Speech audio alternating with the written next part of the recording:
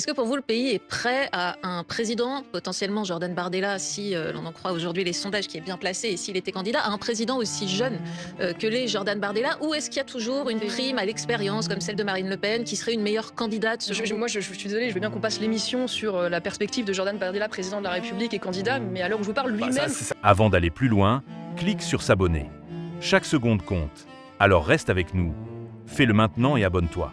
Un scénario qui à un moment existe donné, quand même. lui-même refuse de rentrer dans ce scénario. Donc, Non, le scénario existe puisque Marine Le Pen elle-même l'a mis sur la table en disant ça sera soit moi, soit lui. Jordan Bardella lui-même aujourd'hui refuse de rentrer dans l'hypothèse de sa candidature tant qu'on n'a pas la décision définitive. Ouais, Je vais pas commencer à vous faire le voilà. Non, mais vous pourriez dire qu'il est un aussi bon candidat que Marine Le Pen. On posera toutes ces questions au moment, si vous voulez, où la candidature de Marine Le Pen, si par malheur elle n'était pas confirmée, devait amener à transférer la main et à ce moment-là, Donc il faut construire attendre. un nouveau leadership. Il faut attendre.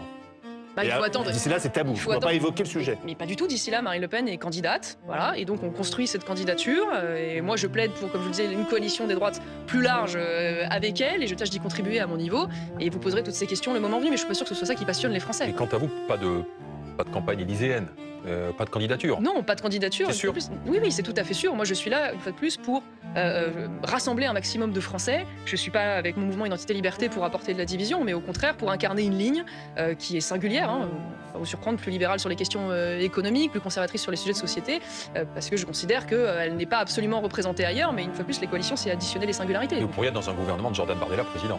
Mais moi, mon objectif, c'est pas moi pour moi-même. Mon objectif, c'est que la ligne... Si, puisque vous dites vous Non. vous êtes allié, vous voulez être utile au pays. Mon objectif, c'est que la ligne que je porte soit représentée d'une façon ou d'une autre. Voilà. Et donc, évidemment, je souhaite qu'elle soit représentée partout où elle peut être représentée. Ensuite, la question de l'incarnation, ça, c'est un autre sujet. Il y a la Cour des comptes qui vient de publier un nouveau rapport concernant la chute de la natalité et les sages s'inquiètent de ce vieillissement de la population qui va avoir forcément des conséquences sur les finances publiques puisque l'objet de la Cour des comptes, c'est de regarder les finances publiques. C'est votre combat, le réarmement démographique. Oui. Visiblement, la Cour des comptes est comme vous.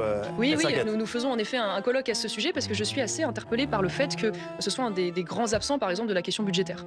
Or, c'est un sujet absolument central. On ne va pas refaire le diagnostic, mais il n'y a jamais eu aussi peu d'enfants en France depuis 1945. Il y a plus de personnes aujourd'hui qui meurent que d'enfants qui naissent dans notre pays. Et On en a une parallèle, population qui vieillit, donc il faut aussi. avec plein de sujets évidemment compte. qui touchent à la solidarité, il n'y a jamais eu autant de migrants en parallèle qui rentraient dans notre pays. Donc ça pose des questions évidemment culturelles, identitaires, ça pose la question des retraites, qui est quand même un sujet absolument central, celui en effet de la solidarité entre les générations, et un angle dont on parle beaucoup moins, que vous venez d'évoquer, qui est celui, si on suit la trajectoire actuelle d'après l'INSEE, on perdrait entre 3 et 5 points de PIB d'ici 2050. Donc c'est spectaculaire. Donc ça devrait être une obsession aujourd'hui du politique, pas seulement de limiter la casse, mais de permettre que les Français qui ont un désir d'enfant de 2,4 enfants par femme, je rappelle qu'on est aujourd'hui à 1,50, puissent avoir ces enfants et les moyens de faire Qu'est-ce ces qui enfants. Et donc il manque une ambition.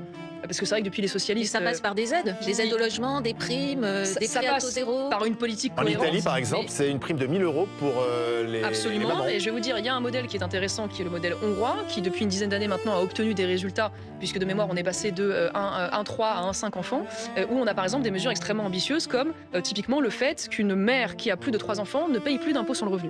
Et donc je pense qu'il faudrait avancer vers des mesures, en effet, dans le cadre de l'accès au logement, dans le cadre des avantages fiscaux qui peuvent être accordés, qui donnent de l'oxygène à ces familles. Et puis j'ai envie de vous dire, c'est presque aussi une rupture philosophique, c'est-à-dire qu'il faut à un moment donné que l'État n'ait plus de complexe à pouvoir aussi valoriser ce modèle familial. Ça veut dire que Comment on on est fait face aujourd'hui à des idéologies, y compris jusque dans le service public, qui sont des idéologies quasiment no kids. Ça veut dire qu'il y a une inversion de la charge de l'égoïsme. C'est-à-dire que pendant très longtemps, je parle pour les gens évidemment qui peuvent en faire, bien sûr.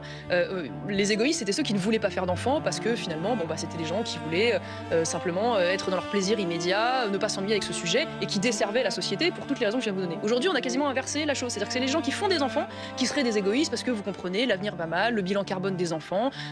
Et donc, je crois que il faut réussir à mener un combat culturel qui restaure l'idée que des parents qui sacrifient leurs loisirs, qui investissent dans les nouvelles générations, qui consacrent du temps, ils rendent un service pour la vie en général, bien sûr, mais même pour l'avenir donné à la société, et donc de réhabiliter finalement Vous ce êtes modèle. macroniste, vous voulez faire comme le président de la République. Oui, enfin, Tu disais ça en 2024. le seul problème d'Emmanuel Macron, c'est qu'en effet, il y a 6 on va le mois, regarder, il a regardez. découvert le Petite réarmement. archive. Il s'est petite rien archive. passé depuis, donc C'était il y a 2 ans. il s'est rien passé depuis.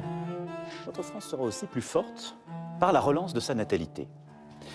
Nous étions jusqu'à récemment un pays dont c'était la force, sans doute la singularité en Europe, quand on se comparait aux voisins. Et c'est moins vrai depuis quelques années. Je crois profondément que la mise en place d'un nouveau congé de naissance sera un élément utile dans une telle stratégie. Les mœurs se changent, on fait des enfants de plus en plus tard, l'infertilité masculine comme féminine a beaucoup progressé ces dernières années et fait souffrir beaucoup de couples. un grand plan de lutte contre ce fléau sera engagé pour permettre justement ce réarmement démographique. Voilà, le congé de naissance, notamment pour ce réarmement démographique, ça va dans le bon sens? Vous savez, moi j'étais député entre 2012 et 2017 et à cette époque-là, c'était François Hollande qui était à la tête et son ministre de l'économie s'appelait Emmanuel Macron. Et c'est précisément durant cette période que la politique familiale française, qui était un des grands modèles en Europe, a été détricotée, avec notamment, et pas seulement, la fin de l'universalité des allocations familiales. Donc si vous voulez, moi je veux bien qu'on écoute On avait raboté aussi le quotient le familial. président de la République, mais depuis qu'il est aux affaires, nous n'avons rien vu de ce point Donc de c'est vue-là. que de la com, là. Oui, bon bah ça nous surprend. Avant de partir, Est-ce que- vous êtes plus de 95% à regarder nos extraits sans être abonné. Si ce format court vous aide à aller à l'essentiel, pensez à vous abonner, à liker et à partager.